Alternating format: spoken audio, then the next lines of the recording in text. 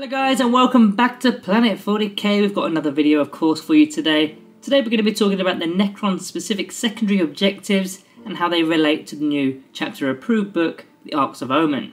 So we're going to be talking about some of the nerfs and some of the ways that we're going to still be able to score these secondary objectives. So without further ado, intros out the way, let's get on with the video. So the first one, which was Code of Combat, that has now gone with this new chapter approved unfortunately. We no longer can select that Code of Combat secondary objective. So this is a huge nerf because, first of all, we've got less options. When you were taking the Silent King or the Cascade Command Barge, the Overlord, any noble models really, when you were taking those kind of models, this secondary objective was not an auto-include, but it was something that you could consider as a backup option, because normally 2 out of 3 of the options you've already got down on lock. But yeah, the third one sometimes is a struggle, and the Code of Combat was an option.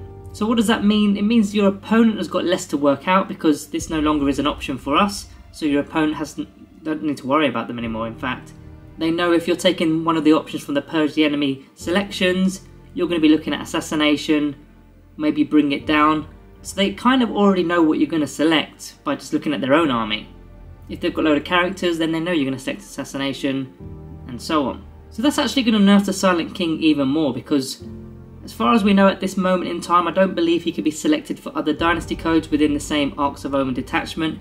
I'm still not 100% on that guy, so let me know down in the comments below what evidence you've got to suggest that we can use him or if we can't use him, because I'm still kind of on the fence with that. That'll be a later video, but yeah, Code of Combat is no longer an option. So let's move on to the actual options that we've got. Next one is the Treasures of Aeons. So this has been nerfed in this new chapter approved. Previously, when we were getting the Treasures of Aeons, we were selecting 3 objectives that were not within our deployment zone. And if you get onto one of them, it's 2 points. If you get onto 2 of them, it was 3 points. And if you get onto all 3 of them in a single turn, it would have been 5 points. Now it's actually 2 points, 3 points and only 4 points, and not the 5 points. Now personally, I think this is actually a reasonable change. Now, a lot of you are probably umming and ahhing about this because it's obviously nerfed our secondary objectives, but I think it was kind of too easy to max out this within 3 turns. In fact, I was pretty much maxing out this secondary objective by the end of turn 3, especially when you're playing with objective secure dynasties such as the Nihilak dynasty. Previously it was Eternal Conquerors and Relentlessly Expansionists, but now we can't do that either. But I don't think it's the worst nerf that we've actually got, and maybe it's going to take you an additional turn to max it out now. Now still, it's very strong with Nihilaks, with objective secured as mentioned. And don't forget, things such as Tomb Blades or Ghost Arcs, they're now cheaper with our new points reduction, so it's much easier to achieve this, again, with an OBSEC dynasty or units that are just really fast, like Canoptic Scarabs for example, getting onto an objective, holding it down. Now I do actually have a theory on why they've nerfed this objective. I'm going to save this for another video as well. I actually believe that we're playing this secondary objective incorrectly. But yeah, watch this space, that'll be another video. Next we're on to Purge the Vermin, which is one of our decent options, don't get me wrong, but it's also taken a nerf with this chapter approved. Now the points are all the same. You still get 1 point for each quarter that an enemy unit isn't in, and also your deployment zone. If there's no enemy units in that deployment zone, you're also getting a point.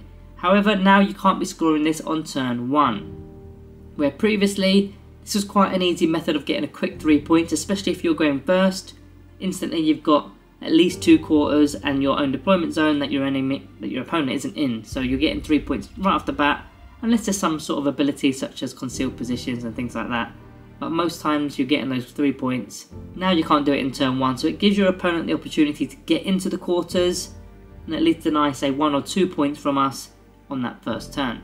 But overall I do quite like this secondary objective. It's forcing our opponent to spread their army thin, taking out all the quarters. Now if they've got engage on all fronts or something along those lines, then that's helpful for them, not so much for us. Or going up against a faction such as Custodes for example, with a low model count, they're going to struggle getting into all the quarters, especially when you're playing Incursion or something like that. A smaller game, they're going to really struggle with that. With the bigger games, not so much. They can still get into enemy backlines quite comfortably. But yeah, Purge the Vermin I find does normally max out when I take it. And then the final one is Ancient Machineries, which is our unique Necron Secondary for doing actions with Canoptic units and doing it with core units. This is another one that's taken a nerf, so pretty much all of them have taken a nerf at this point. Previously we were able to use core vehicles to do Ancient Machineries as an action. Now core vehicles cannot do this action. So that means we're going to be putting our Annihilation Barges back on the shelf. That was the only reason we were taking them out, because Quantum Shield vehicle that could do an action for Ancient Machineries was pretty decent. Now, I would still take Ancient Machineries. I still think it's one of our better options because it pairs very nicely with Treasures of Aeons. The likelihood is those Treasures of Aeons objectives are also going to be the ones that you can do Ancient Machineries on. So you can kind of score double bubble with those and get Canoptic Unit onto that objective, be holding the objective, doing the action, and then scoring Treasures of Aeons all within the same turn, which is pretty good. And then you're all ready for your primary objective on the next round too.